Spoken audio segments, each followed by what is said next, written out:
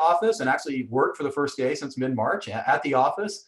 Or is just Southern California Edison totally messing with me because they know we're doing this webinar today. So I checked their outage map, and sure enough, people all over Southern California today were losing their electricity for one reason or another. But it was very ironic to do that. And so this issue of backup generation during public safety power shutoffs, during events like today, I don't even know what caused it today, during high electricity demand days during the summer is a huge issue. And it's also an issue for folks like in the entertainment industry who are looking to alternatives to being more sustainable in how they produce energy. And it's not good for many people, but it is good for some. Generac Holdings manufactures, I think, 75% of the home generator backup market. They capture a huge portion of it. And their stock price between 3 years from now and now has gone up from less than $40 a share to more than $250 a share. So this is a reflection of, you can see what happened during the stock price when, the wildfires started hitting and everyone started buying up these things. That's all I wanted to show you guys. Anyway, the format for today is I'm going to do this little intro, talk a little bit, but then we're going to do a short video about Coalition for Clean Air. We're going to have our policy director, Bill McGavern, introduce our moderator and panelists, and we'll hear from our panel. We'll do a little bit of Q&A from the chat box. If you guys can post your questions in the chat box, we'll pull out what we can and try to get to them if time allows. And then we're going to hear from Bill a little bit about the outlook for 2021 from CCA's perspective, and we'll wrap it up all in an hour. So we're asking everyone to make a donation today of at least $19.71 in celebration of the Coalition for Clean Air's founding in 1971. Several of you people have already made donations, so thank you for that. We're celebrating our 50th anniversary this year. There's going to be more to celebrate throughout the year with regard to that, and we're hoping to do a big event in June to celebrate our 50th anniversary. Brian Sheridan, our development director, is posting the link, or will post the link to our donation page in the chat box. Just use that if you'd like to make a donation today. Housekeeping items. If you can, use speaker view. You go to that top right corner where it says view, you click on that, click on speaker view. It'll probably work better for you today. And the event works better. Keep your video on if you can. We encourage you to turn your video on if you don't have it on, and keep it on, because we would prefer to see you in person, but we'll settle for seeing you in video format. We like to see you guys. Keep your mic on mute unless you're speaking. We have staff, Karen, who will mute you if you're talking, your mic's making noise. But we use this format where people can actually unmute themselves, because it allows us to do person-to-person chats, private chat in the chat box, and the other webinar format doesn't actually allow us to do that. So, use a chat box to message each other and send messages to everybody. And just say hi, let us know what you think, why you're participating in this, and what you'd like to get out of it. And other than that, please note that we will be and are recording this event, and we expect at least one or more reporters. In fact, even our Debra Kahn, our moderator, is a reporter. So don't say or do anything you don't want the world to hear or see. We'd like to thank our sponsors, Bloom Energy and MCE Energy. They stepped up and helped make this event possible. We thank them for that. And at this point, I think we turn to the video, right? Right. If we can.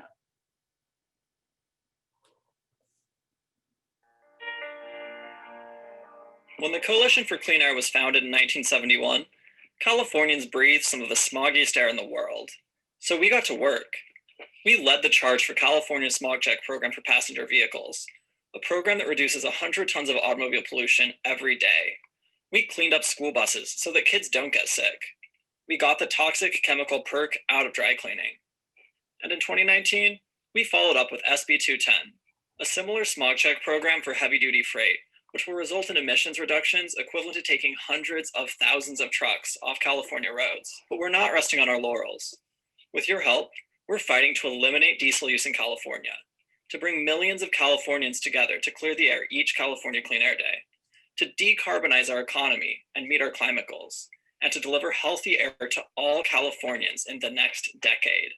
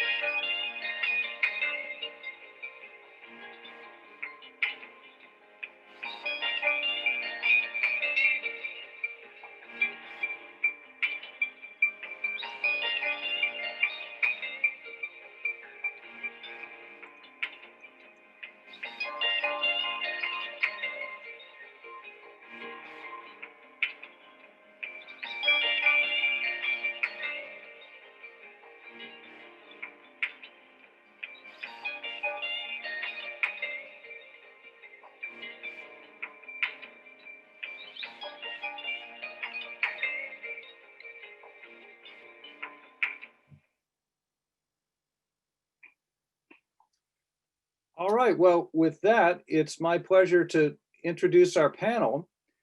And our panelists include Bernadette Del Chiaro, who's the Executive Director of the California Solar and Storage Association. She's been doing that since 2013, and before that, she was a very effective advocate with Environment California. So I've been lucky enough to work with Bernadette on and off since those days.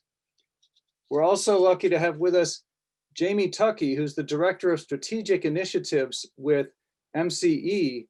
And Jamie was one of the original staffers when MCE launched back in 2008.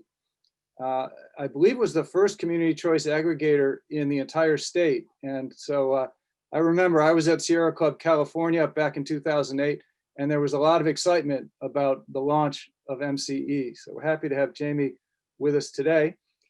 And we also have Brady Van Engelen, who's a senior policy manager at Bloom Energy. And Brady had previously worked at the State Department of Conservation and the California State Senate. So he's got a lot of experience in policy circles in California. And we thank all of our panelists for taking the time to be with us today. And to moderate the panel, we have Debra Kahn. Debra covers California environment and transportation policy for Politico. And before that, she had the same duties with E&E News. And it's interesting to note that Politico recently purchased E&E News. So the Politico empire continues to grow and burgeon. So with that, I'll turn it over to Debra. Great, thanks, Bill. Thanks for having me. Thanks, Joe. And yes, the Politico empire continues to expand. It's inescapable. Looking forward to having my California E&E colleagues as new colleagues again. And also just thanks for having me here. It's nice to see everyone via teleconference. And just so we don't get too comfortable congratulating ourselves for our lower carbon footprint, I just wanted to share that I got a release from Purdue University today that said that leaving your camera off during a web call can reduce your carbon footprint by 96%. And that just 1 hour of video conferencing emits 150 to 1,000 grams of CO2. So, you know, still an uphill battle. But anyway, so what we're talking about today, so in covering the wildfires and the ensuing power shutoffs, you know, and last year's rolling blackouts from the heat wave, I've been really struck by the irony of these wildfires, which are exacerbated by climate change, you know, driving increased reliance on more polluting energy sources like generators, which are sometimes powered by diesel, sometimes by natural gas, sometimes by propane, you know, which people have been flocking to all around the state as a stopgap solution as we've been having these power shutoffs, which are, you know, going to continue indefinitely.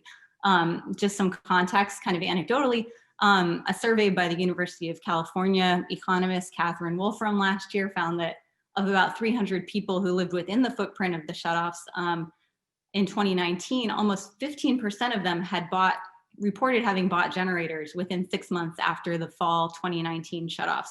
And on average, they paid around $1,800 for those generators, which I'm not sure if that's a good or a bad price, but it demonstrates some of the economic cost of the outages, and that's for people who could afford to buy generators. And then another interesting finding of the study was that people who bought alternatives overwhelmingly went for generators. In fact, more people who weren't affected by the generators opted for solar in the ensuing months than those who had. So that's just really interesting. And then since then, we've seen more wildfire outages. And then, of course, our first supply-related blackouts since the energy crisis last summer. So reliability is only becoming more of a problem, and we'll see more people flocking to generators probably. But there are some other options out there. This could be viewed as an opportunity to spur more adoption of microgrids for neighborhoods or whole towns. Some people are installing solar with batteries as a longer term fix and just completely changing their energy setup instead of plugging into a generator. So there's the potential for this to dovetail with the ongoing decentralization of the grid in a way that has benefits. So we're just going to look at some of the alternatives that are out there, including solar and battery storage and fuel cells, and some of the economic and environmental trade-offs and how things are looking policy-wise in California. So I thought we'd just start with kind of an overview on what you guys are all seeing happening in your regions or your customer bases as a response to the outages. What are they doing to adapt? What are people doing? What kind of generators are people buying? Or are they resorting to other options, or are they just dealing with it? I know in some areas of the state, diesel generators are illegal, but people are still buying them because they're relatively cheap and easy to install. So I don't know, whoever wants to take it first, maybe Jamie can talk about what she's seeing in her area. Yeah. Sure, thanks so much. Yeah, I'd be happy to. Well, the outages have been hugely impactful in the communities that we serve. We serve 4 Bay Area communities, so Marin County, Napa County, Contra Costa, and Solano. And with the wildfires, the outages have just been widespread and really damaging. So folks are definitely looking for any kind of option to keep their power on during these outages. I think people are starting to become, well, have become pretty concerned about the outages and the safety impacts, especially customers who rely on medical equipment, customers who are more impacted than others, like vulnerable customers, like low-income customers who are really going to struggle with having to, restock their refrigerator after an outage. And so did we just lose? Oh, I think Jamie is. Oh, there she is. oh yeah, sorry, can you guys see me still? Yeah. You broke up. Okay, great. Sorry about that. Our board approved a $6 million resiliency fund to basically help keep the lights on in our community in response to all of these outages.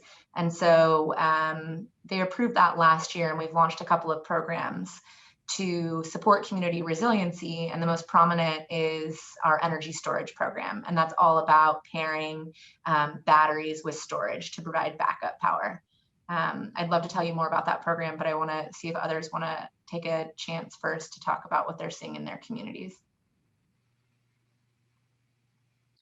I'll just jump in, Debra. Thank you, Jamie, and thanks also to Joe and Bill and the whole coalition for having us and hosting this conversation. It's really important.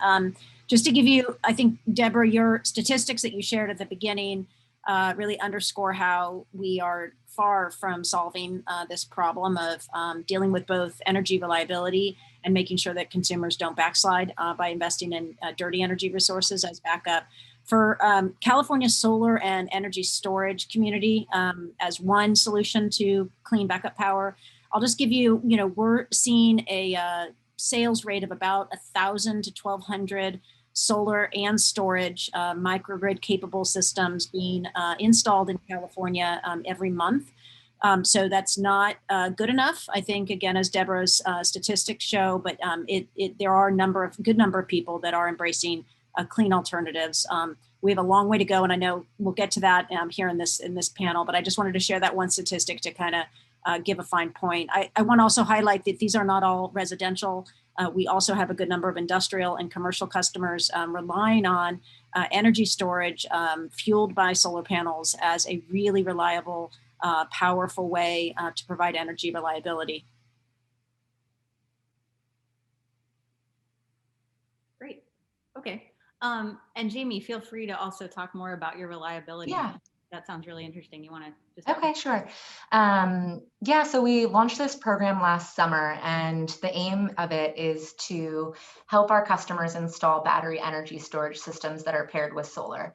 And we're targeting all customers, so residential, small commercial, larger industrial as well. And we have a target of having at least half of the customers who enroll in this program be what we would consider a priority customer. So again, those customers who are either going to be the most vulnerable to outages because of a medical need, or they're low income, or maybe they're a critical facility that provides some sort of a community service during outages, such as something as obvious as a fire station or grocery stores.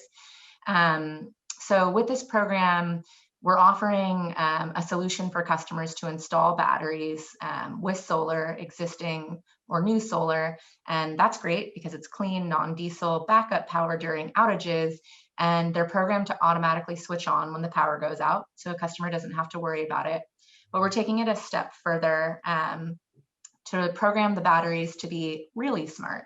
And so what I mean by that is that the batteries aren't only going to be used during an outage, but they can be used on site where they're installed every single day to help reduce peak loads. And that means charging up the battery in the morning and early afternoon from the on-site solar, which really maximizes the efficiency and the ability to use the solar that you have installed on your roof or on your property. And then the stored energy would be used on site from the battery later that day to provide electricity to the building during peak times when energy is more expensive. And that results in several other benefits. I mean, it can result in bill savings for the customers by reducing peak demand charges and peak pricing. It also helps to contribute to a healthier grid by alleviating grid congestion. And a huge benefit is that it, by installing a whole fleet of these batteries and basically creating a virtual power plant, you can help reduce the need to turn on gas-powered peaker plants. And that's huge because those are, disproportionately polluting our air, they're harming our health, and half of California's peaker plants are located in state-designated disadvantaged communities. So there's a really nice environmental benefit as well. And to help incentivize customers to do this, we are providing gap funding to help reduce the costs. We're helping customers apply for statewide incentives through the Self-Generation Incentive Program. We're applying for grants to help cover these costs as well, because I think one of the barriers for customers to install a battery is the cost. It is an investment, and for some, having a battery could be considered more of a luxury unless there is a way to help reduce those costs. So we're helping to provide a solution to that with this program. Okay. And yeah, that's a good point about the natural gas power plants, because as a result of last year's outages, we're already seeing the life of some of them being extended as a result to keep them online longer. I was wondering if you, Jamie, and maybe also Brady, this is a good time to talk about Bloom, drill down on some of the costs.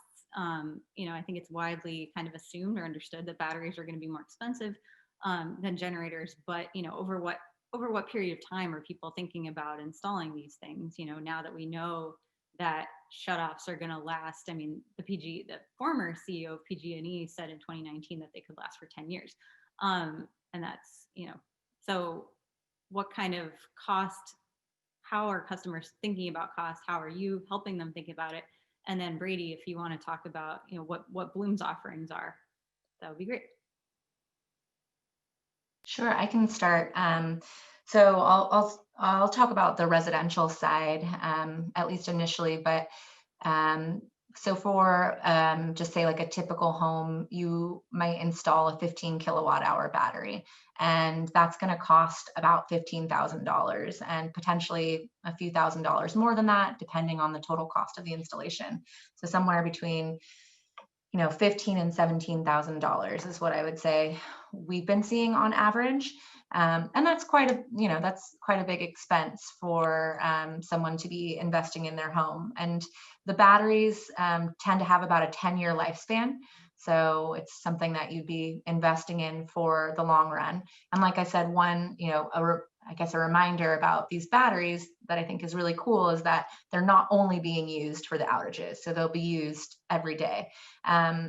But what we're doing, to help customers is we really relied heavily on the self-generation incentive program, or the SGIP funds. So that program has been offering some pretty generous incentives.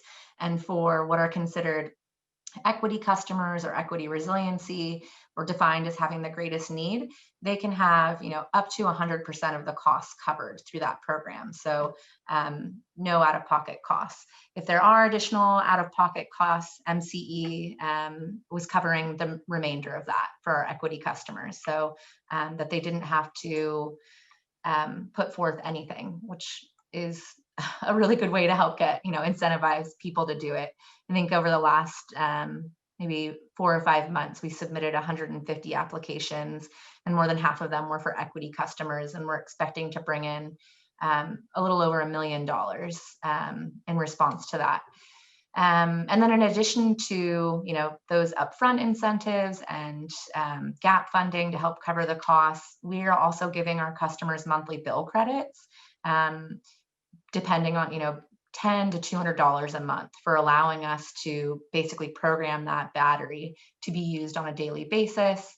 There's also the investment tax credit that customers can apply for if they are having to contribute funds to purchase the battery. There's the investment tax credit got extended, which is really nice. It was initially intended to go away this year, but it was intended to be reduced and then go away, but it's extended for a couple of years. So those are a couple of different options that customers can consider. Great. Okay. Yeah, Brady, do you want to tell us about what kind of options you have for residential, commercial, industrial, and what kind of? You bet. Yeah. And thanks for having me too. I really appreciate it, and I'm really excited to be here. First, I just wanted to kind of touch on some of the observations that the Bloom as a technology provider is kind of seen, in the bigger picture, as some of the things that we've observed in the past couple of years here in Bloom would be that we've just in the last 3 years, we've seen just a significant increase in the number of people that are installing microgrids. The numbers increased by 65% over 3 years. So there's a huge appetite for people trying to take control of their own and dictate their own energy future here. And to kind of buttress that, there's something we kind of call it a save at Bloom, but when there is a disruption in power, we can account for that. And in 2018 alone, we saw over 500 of those, so 500 saves in 2018, which we thought was pretty interesting. But on the on the offering side, we are primarily focused on the C&I side, and we do see a lot of on that side. There's not a lot of tolerance for disruption, particularly if you're a hospital, you have zero tolerance for any kind of disruption. There's just way too much at stake, and some of those customers will they have a very tough choice in determining whether or not they can continue to support California's clean energy future, or they need to keep the lights on. And it's a really crummy situation that they're in, that they have to make that choice to actually fall back on a diesel genset. I don't, we all have our personal preferences, and I think a lot of us here would move towards a cleaner solution than diesel gensets. But at the same time, it's hard to damn them, if you will, because they're trying to do the best thing and do the right thing. And I think that's probably some of the policy, I call it a failure, but some of the, an area where California could really, seek some improvement in ensuring that incentives are appropriately placed. We saw today the PUC came out with a PD focused on diesel gensets as part of the larger microgrid proceeding. And in that proceeding, or in that proposed decision, we see that there's a lot of emphasis put on moving away from diesel gensets, but there isn't a lot of accountability. So, while they're incentivizing IOUs to move away from diesel gensets, they're not ratcheting up that accountability year over year. So, I think we could, all collectively, put our minds together and probably work on that a little bit. But it's just some of the observations we've seen. Thanks. Bernadette, did you want to add anything there? No, I'm sorry for jumping in there during Jamie's time earlier. I thought you were opening up to all the panelists for an opening comment. No, I mean, just agree with everything that has been said. And I just want to, provide some simple math again to add on to Jamie. A typical energy storage system for a residential home, we cited around 14. You can go up to 17 if you have some challenges. But that's for a single battery, and then minus the rebates and the tax credit, it does come down to around $7,000. So it's not nothing, and it's wonderful what MCE and other CCAs are doing around the state to provide gap funding. And there is about 55 to 80% of the state incentive dollars are earmarked for equity. So we are seeing, around that, that percentage of those 1,000 I mentioned earlier are for equity customers and folks that have been subjected to blackouts. So the math needs to come down, I think is the biggest point, but there are resources out there to make sure that these batteries are getting in the hands of the people that need it most. And are you also able to incorporate the costs just as part of your monthly energy bill and not have to pay any upfront costs?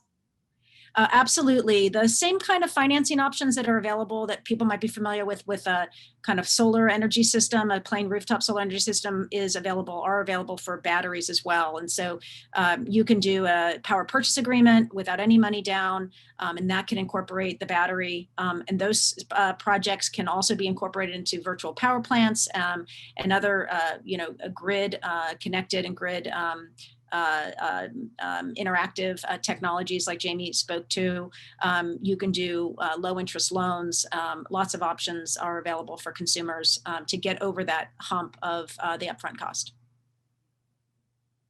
Brady, did you want to?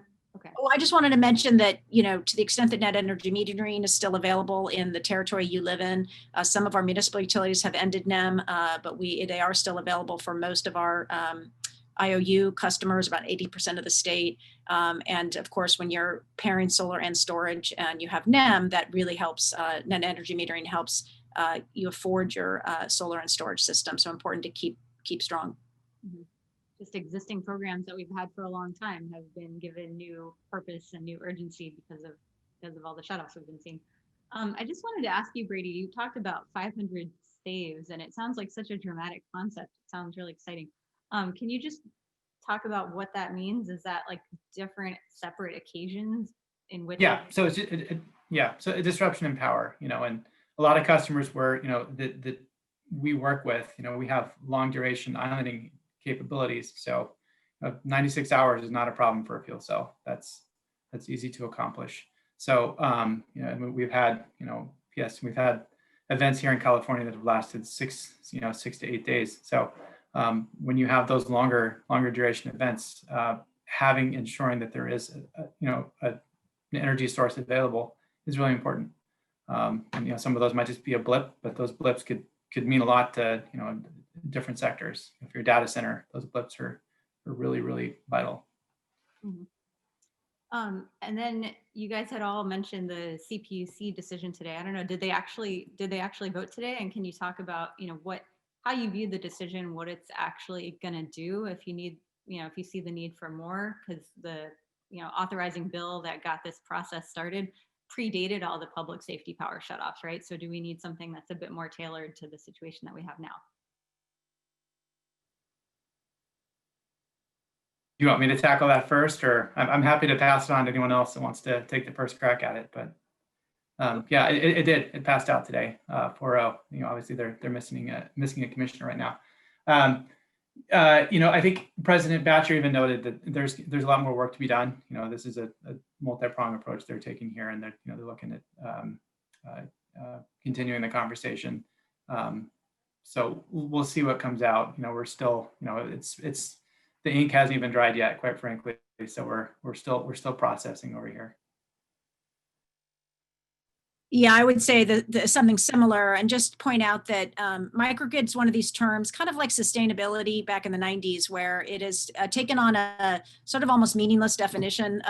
We would just point out that, any system, whether it's a residential solar and storage system or a more complex commercial or industrial project like what Brady was talking about for hospitals, that is able to island and operate independent of the grid when the grid goes down, is a microgrid. And so all of the universe of policies, the PUC and CAISO need to really prioritize and front burner in the wake of the blackouts last summer, the wildfires, and Joe, it's a PSPS event that shut off your lights right now down in Southern California. So it's happening right now. There's a lot of policies that these agencies have the power to move forward on. And this is sort of just one. It's a little bit, the jury's still out on how aggressive and effective some of these proceedings will be in terms of really mobilizing the markets toward clean energy. We have a question here that's submitted by Irvina Grani. So she's asking, given the comment about expecting the grid need to account for storage for the next decade, do you see the optimal solution in municipal or building level storage or microgridding investments for the long haul?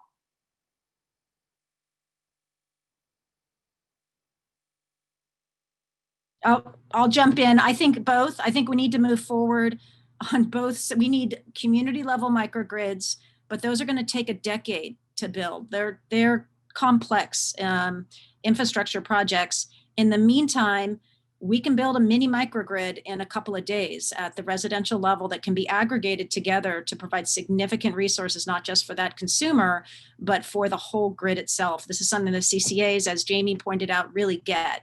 And I think we need to move forward quickly on those shovel-ready renewable energy projects that are able to keep the lights on now, solar and storage, Bloom's products as well. There's a lot of options.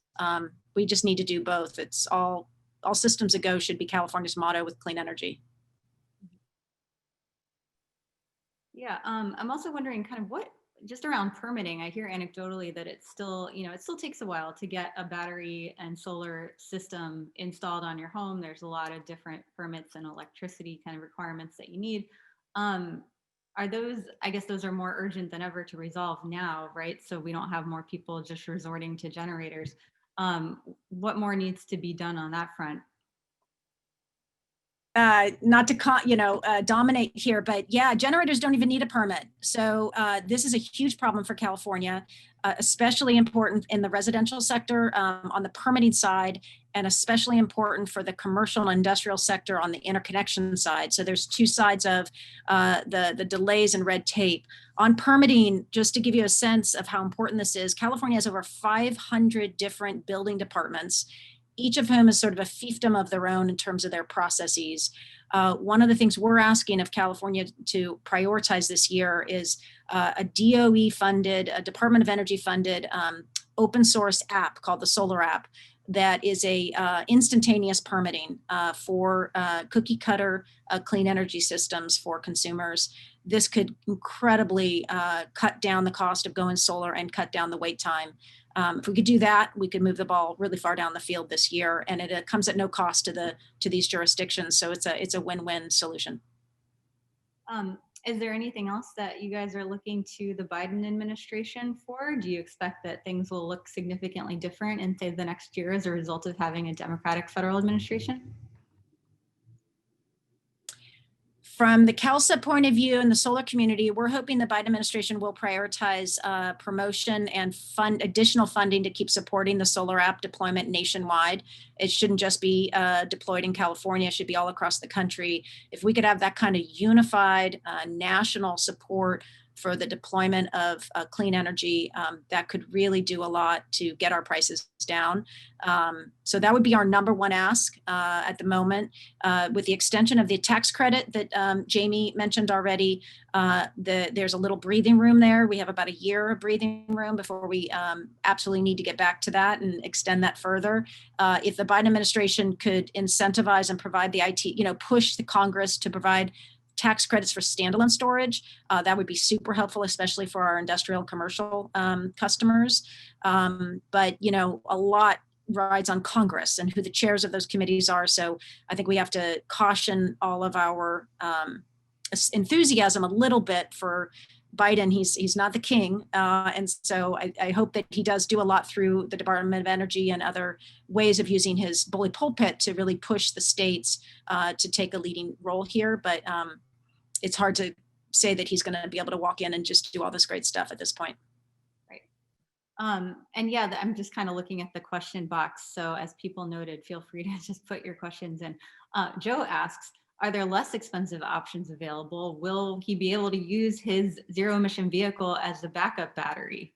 Is that happening? We've heard about vehicle to grid, vehicle to home kind of applications for a long time now. Is that anywhere near happening? Jamie, do you guys have any program that? We don't right now. It's my understanding that I have heard at some community events of customers who have gone ahead and set it up themselves at home, basically come up with a way to use their own EV as backup power. But I don't think that right now with the current rules and regulations that there's actual legal permission to do that. I'm pretty sure if customers do that they will void their warranty for their EV. So there are some complications, and we don't currently have any programs set up, but I think in the future, it makes a lot of sense to combine the transportation electrification with storage. One question that I was thinking about is how all of this thinking about generators and what they're running on and fuel cells, and are they running on natural gas, is how does this integrate with our thinking about the future of the grid, as we're moving towards increased building electrification, vehicle electrification, and as cities are increasingly banning new natural gas hookups, how does a fuel cell handle that? What kind of implications does that have for the future of your product, Brady? It's a great question, and it's worth noting that while the fuel cell currently runs on natural gas as its fuel source, it's fuel agnostic. So depending on where we are, somewhere between 15 and 25% of our customers might be running on biogas currently. The available resource, another available resource. In the future, kind of like what you were alluding to, or something I was going to mention earlier with the Biden administration, is we're looking at, we're really excited about hydrogen. We've just deployed a project to Korea, and we're excited to see that come to the States. So we do think, and we're really excited to see what the hydrogen future looks like here in California. Michael Coates asks, what about using fuel to reduce impacts in generators, such as using renewable diesel? Wouldn't that be a good interim solution for the thousands of generators already out there? I don't know if, can yours run on that, Brady? And Jamie, are you seeing renewable diesel as a plugin? MCE isn't involved in any of renewable diesel programs at this time or exploring those technologies. That's not a fuel source that we would rely on either, quite frankly. Is it too expensive, or there's not a ready supply, or what's the thinking on that? The infrastructure is just set up differently. The way that the fuel cell, it functions, it requires that, right now, natural gas. So those lines are plumbed directly to it, and you'd have to drive even the renewable diesel in. So it just doesn't seem like the most ideal way to do it. It could probably, but just not the most ideal way. Okay. Let's see. Robert Ford at SCE asks, are there other backup generator options coming? That hydrogen? H2, LNG, and CNG are complex and expensive options, which may also provide difficulties with storage and supply of their fuel sources in outage situations. So I think between fuel cells and solar and storage, let's work with the tools that are ready to go off the shelf and keep innovating beyond that would be my off the cuff answer. Okay. And then we've already touched on, what do we need to think about when it comes to disadvantaged communities, but I just wanted to come back to that a little bit more, because people who are installing batteries and solar and storage, people similar to what we're seeing in the pandemic is that the people who have the resources are the people who are most likely to be able to help themselves further. So, do we need more kind of centralized, as we're approaching a more decentralized grid, do we need more centralized advice and options and ways to, steer people to various things, or how should we handle this? I mean, it seems like CCAs have kind of come up at a perfect moment to be able to advise people and give them incentives and things like that, but they're also very scattered around the state. So do we need more kind of central advice?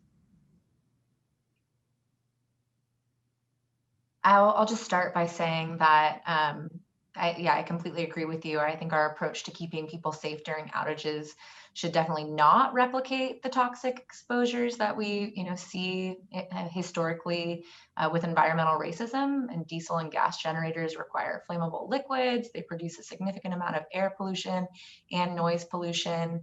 The diesel particulate matter is classified as carcinogenic due to its ties with lung cancer. So there are obviously a whole lot of problems with it. And I think now that the battery industry and the storage industry in general is maturing, it's in the interest of public health that we promote and increase access to cleaner technology, which, as I've said, we're trying to do with our programs. This is especially true in those disadvantaged communities. So I can give, in addition to our energy storage program where we're prioritizing our equity customers, another example of a program to help support these customers was we offered 100 clean portable batteries to our medical customers with medical needs so that they could shelter safely in place, especially with COVID as an issue, and wait out any unexpected or anticipated outages. So it was just sort of like a short-term solution to help customers with the pending outages before they would have time to install, a fully functional energy storage system for their home. Yeah, the one thing I would just jump in on is I think there's two different ways to look at these solutions and equity. One is to make sure that we keep in mind, top of mind, that we are trying to shut down dirty power plants that have fence line communities that have been subjected to that pollution for decades. And that needs to be a top priority for the state of California. One of the ways you do that is by building out local clean energy that can help take the place of the resources that power plant's providing to the grid in a distributed fashion. So that's one. The second is providing access to these technologies so that we're all growing together. And I think we've already covered how a lot of the state policies are really carving out and being intentional about how we make sure that we are recruiting consumers of all stripes. The data actually shows that when a technology is first introduced into a marketplace, it is typically adopted by early adopters, which have a specific demographic profile, often have disposable income to invest in expensive technologies. But as the price of the technology goes down and as financing options come to the market, you do see more and more middle and low and even lack equity, extreme poverty consumers come into the marketplace, and that's where these intentional incentive programs really bear fruit. So we are making that progress on solar. We're making that progress on storage. We're just starting out, but I think we're off to a good start with 55 to 80% of the projects being either equity. The other community that we haven't talked a whole lot about, but is important, is our disability community. Really cannot be subject to these PSPS events ongoing. And so the need is really strong. There's a lot of folks out there. The state needs to do more, frankly, to make sure that these technologies get put into the hands of Californians that need it. Great. Irvi asks, just given that demand for electricity and power is probably going to only increase in the future as a result of just heat waves and higher demand for HVAC systems. When people are thinking about sizing the systems, maybe this is a question for Brady and Bernadette, or Jamie, are we adding in the greater electric needs of fire season, including things like air purifiers, when you say how many hours of capacity your systems have? Sure. So I just kind of wanted to add a point to what Jamie said so eloquently a minute ago, and also echo some of Bernadette's thoughts. Just kind of an observation that we've seen over the past couple of years here, and more recently, in light of, in the midst of COVID era, as we're all on Zoom here. But PM, we know that PM is a pretty significant public health concern, and in such a way that there was a study that came out from Harvard that showed a single microgram per cubic meter increased the common air pollutant to a PM 2.5 can increase the death rate of COVID by 8%.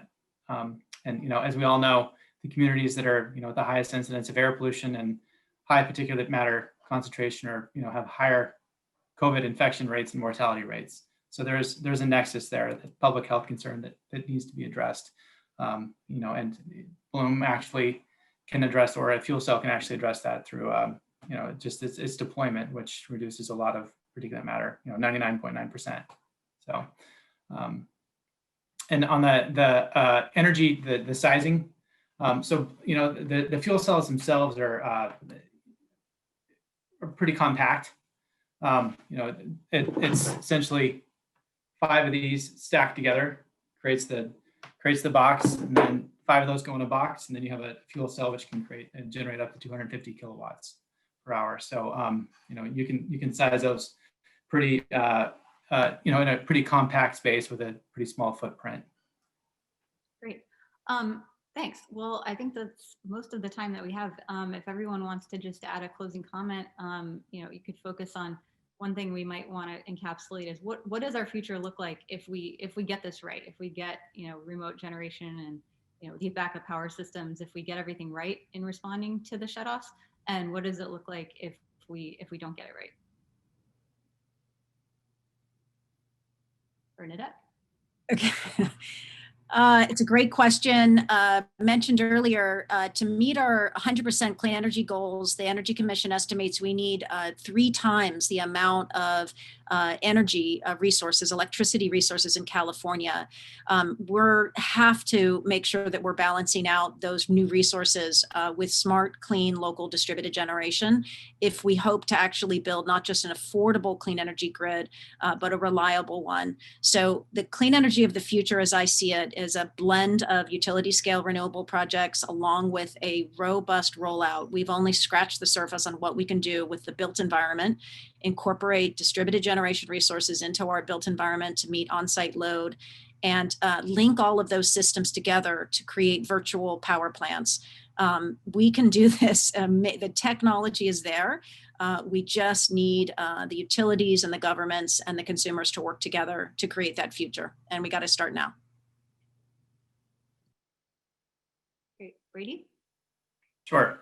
So moving forward, we need a grid that's affordable, reliable, and clean.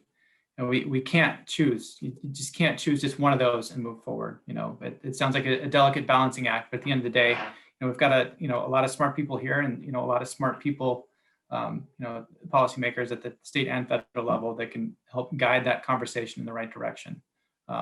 So ensuring, as Bernadette noted, there's energy demand is just only going to increase over time. So ensuring that we are, providing all the clean technologies available and ensuring that those options are on the table moving forward is going to be really important. Great. And Jamie, you want to wrap it up? Yeah, I think that Brady and Bernadette said it perfectly. And the only other thing I would add is just ensuring that, as we're achieving these goals and moving into this clean technology future, that we're doing it in a way that addresses historic inequalities. in our effort to tackle climate change, and making sure that there's an equity component and that it's inclusive to all of our communities, especially those that are usually left out and suffering from the most disproportionate impacts. Great, thanks very much. Thanks, Brady and Bernadette and Jamie. And handing it back to Joe. Yeah, I think we're actually handing it to Bill for a quick review of our outlook for 2021. Yeah, so as some of the panelists have discussed, 2020 was a year that really brought home to so many people the perils of the pollution that we're undergoing. We had our lungs under assault from COVID, from wildfires, from continuing fossil fuel pollution. And it's being reported today that 2020 is tied for the warmest year on record, despite the fact that we had a La Nina, which should have had a cooling effect. So I'm hoping that that growing awareness leads to more action in 2021. And it feels odd to say that there's good news coming from Washington, D.C., but I actually am hopeful that there has never been a president before who ran on such a strong climate platform and environmental platform overall as Joe Biden. And I think with the new Senate taking power shortly, that we're going to see a commitment to standards that safeguard us, to investments in clean energy and clean transportation, and a greater commitment to environmental justice than we've ever seen from our federal government. Closer to home in California, some of the things we'll be working on at Coalition for Clean Air.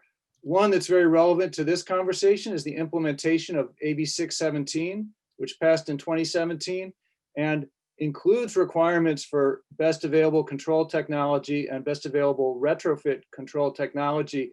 And I will say it's the position of the Coalition for Clean Air that when it comes to backup power, the best available technology is the clean technologies that we've talked about today that emit little or no pollution.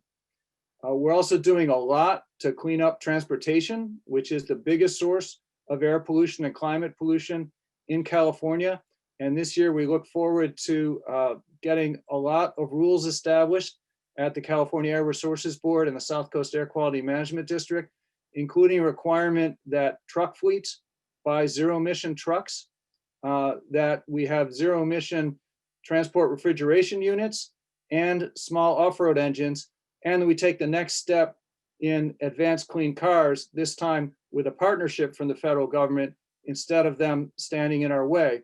And finally, I'll say, since we have two of the California Transportation Commissioners with us, that we need to adopt a new transportation paradigm in California that emphasizes public transit and active transportation and reducing the miles traveled by our vehicles so that we're getting reductions in the emissions that are causing air pollution and climate change. Yeah, well, you got 2 votes here, Bill. All right, back to you, Jeff. I second the motion. There we go. And since we're the only 2 commissioners, we have nowhere near a quorum, so we're all right on the Bagley-Keene Act. Thanks, Bill. Thanks for that sort of wrap up. And thanks to the panelists. Debra, thank you for facilitating. Wonderful job. Reporters always ask the best questions. You're professionally trained to do that. My father was a reporter and a publisher toward the end of his career. So there's some place close to my heart for all reporters. Jamie, Brady, and Bernadette, thank you so much. We didn't disclose this, maybe we should have, but as Bill noted that he worked with Bernadette when she was in Environment California, but I worked with Bernadette, I can't even remember, was it Environment California or what was it when you first started fighting Ward Valley with us back in 1990 something? Yeah, no, that was ancient. That was somewhat of an unaffiliated Yes. Grassroots. Yeah, volunteer. Yeah, we go back so long. It's more than a lifetime, and so we've been advocates in California on environmental justice and clean energy issues for as long as anyone can remember. So thank you so much for doing it. Brian noted in the chat that our next event is our annual Toast to Clearing the Air event, normally in Sacramento, this time on Zoom. We do have 2 confirmed speakers, wonderful. Office of Planning and Resources Director Kate Gordon, and California Energy Commissioner, Commissioner Patty Monahan have confirmed we have an invitation out to our new Air Resources Board Chair, Leanne Randolph. We're hoping that she will agree and perhaps give everyone an opportunity to get to know her who don't play in the PUC realm and haven't had a chance to meet her or hear from her yet, especially on air quality issues, which we're really excited about. So let's keep our fingers crossed about Chair Randolph, and certainly we will enjoy the opportunity to speak with Kate Gordon and Patty Monahan at our toast on February 24th, 5 p.m. to 6:15 p.m. Wine is going to have to be self provided, and it will be optional, but we do encourage. It is a toast to clearing the air, and we will do a toast sometime during that evening. The next Clean Air Conversation webinar like this is going to be on greening the supply chain. We're still trying to nail down the date, but that's really going to be great. We're going to have speakers from some of the leading companies and terminal operator who work on greening the supply chain. Very important thing for all of us to make sure that all those Amazon purchases are delivering those goods as cleanly as possible. If you're interested in sponsoring this event, and I hope all of you are, please get a hold of Brian Sheridan, Brian at ccair.org. It is, we can't do this without our sponsors, and thank you to Bloom Energy and MCE Energy for sponsoring this event. We really, really appreciate it. Donate to Coalition for Clean Air. Make our work, still possible. It's been 50 years. We hope to get, to put ourselves out of business at some point. We can't do that without your support. Your gifts are really important. Please give at ccair.org. And I think that wraps it up for all of us. May every breath you take be a breath of clean air. We're working to make sure that happens. Thank you for joining us. Friends, everyone, some people I didn't get to say hi to. Janet, I see you there. And Philip, again, thank you. Good seeing you. I saw Rainbow was here and other people from AQMD. Michael Coates, he's sending me personal messages about, about his beefs and issues, but thank you, Michael. Good to hear from you. And thanks for all the great work with Vogel on the zero emission truck and all of that. We will wrap it up, get done in 1 hour, 3 o'clock, and send you on your way. Everyone stay healthy, take care of yourselves. We'll love to see you again at the next one.